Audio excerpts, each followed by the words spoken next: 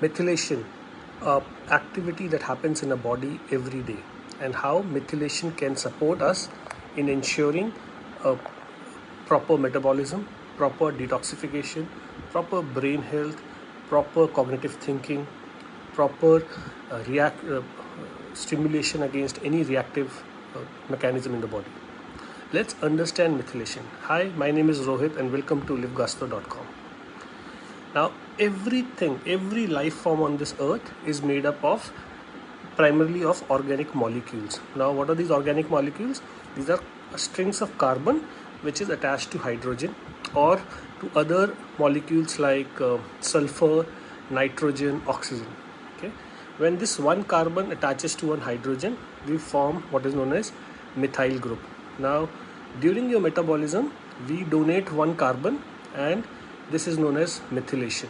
Okay, this is more of a chemistry thing, but this is known as methylation, and it is also known as one carbon metabolism. So that means anything to do with your metabolism has to do with something known as methylation. Now,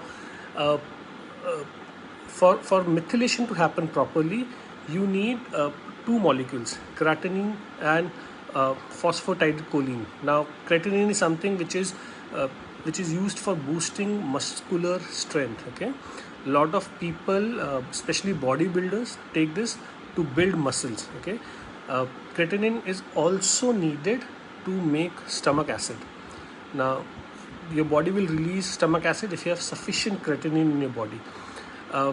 It is also needed, and stomach acid, is needed for digestion of food. It is needed to absorb the nutrients that you are digesting. It also helps to power the sperms. It regenerates healthy skin and helps you see and helps you hear. Okay, so this means if your methylation is proper, you will do all those things. Now, phosphatidylcholine, the second most important synthesized molecule that is needed for methylation, it is needed for your cells, for your skin structure. It is needed for the membrane. Okay, and also it is needed for moving the fat out of your body. Okay, and we know all the excess fat, toxins are removed via liver. So if your body is low on phosphatidylcholine, okay, and it is not being synthesized properly as a part of methylation, you will tend to have something known as a fatty liver. Okay, and fatty liver is something that almost 70% of the world population is either a grade 1 to between grade 4 of fatty liver. Okay, now if you don't have proper methylation, you will have issues from fatty liver to aging skin to poor detoxification, and most importantly, poor memory.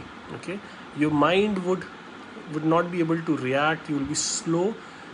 In case you do too much of methylation, you will have a very racy mind. You will not be able to concentrate on things.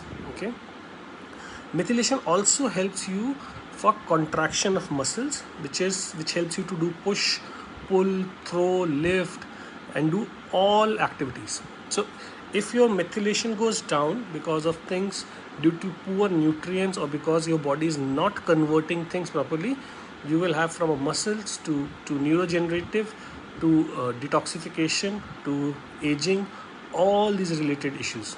Okay, one of the most important things that methylation does, besides all this that we talked about, is about removing histamines. Now, we know histamines are formed in response to an allergic reaction. Okay, whether it is through pollen, whether it is through food, whether it's through season, whether it is through chemicals. So that means the toxins that your body is getting, if they get converted, they could release a histamine, and methylation helps to remove this histamine out of the system. So if you're not methylation is not proper in your body, you would have allergic reactions. Okay, you will definitely have fatty liver, and fatty liver will let you not detoxify the foreign chemicals and heavy metals. So heavy metal toxicity is something that you'll have if you don't have proper methylation in your body. Now, methylation, I think the basic fundamental for methylation are two things. Okay, that you need two things to ensure that your methylation is proper. First, you need to have a lot of protein in your diet. When I say a lot of protein, it's not about the quantity of protein, it is about the variety of protein. Okay, now if you eat non-veg, you get more amino acids versus a vegetarian source. But a lot of people have just moved to eating those clean parts, like the breast part of the leg piece of a poultry or of a meat, versus trying to eat all those from anything that is consumable from the tail and from the head to the tail. Okay, so if you eat that, you'll get a lot of methionine, okay, which is needed uh, to help detoxify homocysteine, okay, bring your homocysteine levels down. Now, it does not mean that vegetarians will not methylate well. If you're getting right protein and if you're getting right B vitamins, okay. So for methylation to work properly, it is very important that you look at your vitamin levels, especially B vitamins.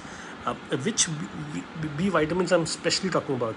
B12 and folate, which is also known as B9. Okay. Now folate, what you get usually is more in the chemical form, okay, which is not a natural form. You get a folic acid. You should always look at getting a supplement, if you are going that way, to have folate as a constituent. The other B vitamins that your body needs is thiamine, which is vitamin B1. You need riboflavin, which is vitamin B2. You need niacin, which is vitamin B3. You also need pyridoxine, which is vitamin B6. So that means if you want to have a proper metabolism, if you want to ensure that your detoxification is proper, your skin health is proper, your brain health is proper, your internal machinery is churning out toxins, supporting the liver to remove the toxins out, removing all that load coming to you, you need to ensure that your B vitamin levels are maintained. You have to ensure that you're getting variety of protein, okay. You have to also ensure that you're getting around 1000 micrograms of calcium in natural form, okay. Now what has also happened in last maybe 3 decades or 4 decades, that people have said that dairy is not good, okay. It does not support a lot of things, but dairy per se, if it is from a reliable source, it is without antibiotics, without oxytocin, without hormones, dairy gives you a lot of protein, okay. Dairy also gives you enough to fight issues. It also gives you enough calcium, okay. So if you can get good source of dairy, do try to add a cup or two of curd or yogurt homemade in your routine on a daily basis, okay. You also need sufficient vitamin A in your body, okay. And vitamin B is we know it's about your sight, it is also about your skin, it is also about helping glycine to be used for methylation. So if vitamin A levels are up, it will help your body to automatically methylate well, okay. If you eat non-veg, eat a variety. So you might have meat, you want to have fish, you want to have dairy, you want to have eggs. From a vegetarian source of meat, diversify your carbohydrates into a lot of legumes, okay. So eat a lot of soaked, sprout, fermented legumes. Lacto-fermented foods are good. Eat a lot of fermented foods like kombucha, sauerkraut, okay. Have whole grains, okay, not the processed one, but have whole grains. Have starchy tubers, so something like yam, something like raw potato, something like raw banana, okay. Add certain seasonal fruits which are not very sweet, okay. So something like berries, okay, stone fruits, something which is in season, pineapple, pomegranate, an apple, okay. Try to eat several large cups of colorful vegetables, okay. Purple color cabbage, broccoli, kale, if you get spinach, sarson, palak, okay, green onions, okay, ginger, okay. Also try to add maybe some corns, maybe carrots, maybe red and yellow bell peppers. Try to add a lot of colors into it, okay, because colors bring a lot of phytonutrient which help your body to detoxify. It gives a lot of fiber, it gives a lot of support to your gut microbes, okay. And in case you add fermented food, definitely look at adding ginger, okay. Maybe as a ginger tea which will help you to stimulate your digestion. Have lacto fermented foods, okay. Have kombucha, have raw apple cider vinegar before your meal. This will support digestion. Digestion will ensure that nutrients come out.